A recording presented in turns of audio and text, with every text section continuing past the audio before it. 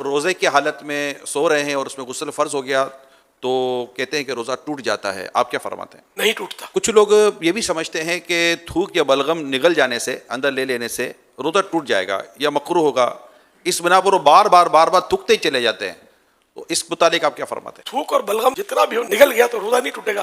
البتہ طبعی کراہت کی صورتیں بھی اس میں ہوتی ہیں، یا یہ کہ زیادہ تھوک منہ میں جمع کر کے نگلا تو یہ بھی ناپسندیدہ ہے.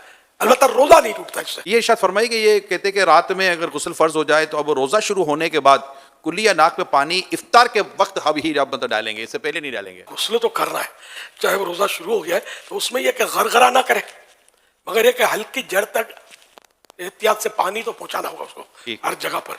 اور ناک میں بھی پانی تھوڑی احتیاط سے چڑھانا ہے کہ دماغ میں نہ چڑھ جائے. اگر دماغ میں پانی چڑھ گیا تو روزہ ٹوٹ جاتا ہے، جبکہ روزہ یاد ہو.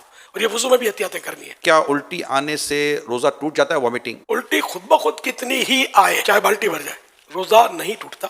البتہ خود جان بوجھ کر مثلا انگلی وغیرہ منہ میں ڈال کر الٹی کی اور وہ منہ بھر ہو تو روزہ ٹوٹ جاتا ہے، جبکہ روزہ دار ہونا یاد ہو. اچھا، منہ بھر کے معنی یہ ہوتے ہیں کہ جیسے اس کو تکلف کے بغیر روک نہ سکے. یوں کر کے روکا تو یہ تکلف ہو نا، اور رک گئی، ورنہ یہ پھاٹک کھلا رہتا تو در کر کے جا رہی تھی. تو اس صورت میں بھی روزہ توڑنے والی ہی یہ قید ہے. کہتے ہیں کہ حالت روزہ میں مسواک نہیں کرنی چاہیے، آپ کیا فرماتے ہیں؟ غلط فہمی ہے. جس طرح روزے کے علاوہ مسواک سنت ہے، اسی طرح روزے میں بھی سنت ہے. کوئی اس میں احتیاط ہے؟ احتیاطیں ہیں اس میں کہ بہتر یہ ہے کہ ایسی مسواک استعمال کی جائے جس کا ٹیسٹ اور ریشے، ٹیسٹ یا ریشے منہ میں نہ رہ جائے. اگر مسواک چبانے سے ریشے چھوٹے یا مزہ محسوس ہو تو ایسی مسواک روزے میں نہیں کرنا چاہیے. اگر روزہ یاد ہوتے ہوئے مسواک چباتے، دانت مانجتے مسواک کرتے ہوئے اس کا ریشہ یا کوئی جز یعنی حصہ حلق سے نیچے اتر گیا اور اس کا مزہ حلق میں محسوس ہوا تو روزہ فاسد ہو یعنی ٹوٹ جائے گا. اور اگر اتنے سارے ریشے حلق سے نیچے اتر گئے جو ایک چنے کی مقدار کے برابر ہوں تو اگرچہ حلق میں ذائقہ محسوس نہ ہو تب بھی روزہ ٹوٹ جائے گا. یہ بھی یہ بات آئی ہے کہ جب تک اذان ہوتی رہے سحری اور کھانا پینا جاری رکھا جا سکتا ہے. روزے سے اذان کا تعلق نہیں ہے. افطار بھی اب جہاں مسجدیں نہیں ہیں، آواز ہی نہیں آتی اذان ہوگی تو کیا کریں گے؟ تو اس لیے وہ ان کا تعلق اذان سے نہیں ہے، اوقات سے، ٹائمنگ سے. تو سحری لوگ کرتے ہیں کہ ادھر کی اذان کی آواز آ رہی ہے، ادھر کی اذان کی آواز ابھی نہیں آئی، تو یہ علم کی کمی کی وجہ سے ایسا کرتے ہیں. ایسا کچھ نہیں ہے. ٹائم اذان نماز کے لیے ہوتی ہے. کہتے ہیں کہ یہ چوٹ وغیرہ لگنے پر جو خون نکل آنے یا خون ٹیسٹ کروانے سے روزے پر کوئی اثر نہیں پڑتا، آپ کیا فرماتے ہیں؟ درست ہے جس نے کہا کہ روزے پر کوئی اثر نہیں پڑتا. روزے میں انجیکشن لگانے سے کیا روزہ ٹوٹ جائے گا؟ جی نہیں. اب یہ کہا گیا کہ روزے میں عطر یا خوشبو سونگھنے سے روزہ ٹوٹ جاتا ہے، یہ بھی غلط فہمی ہے.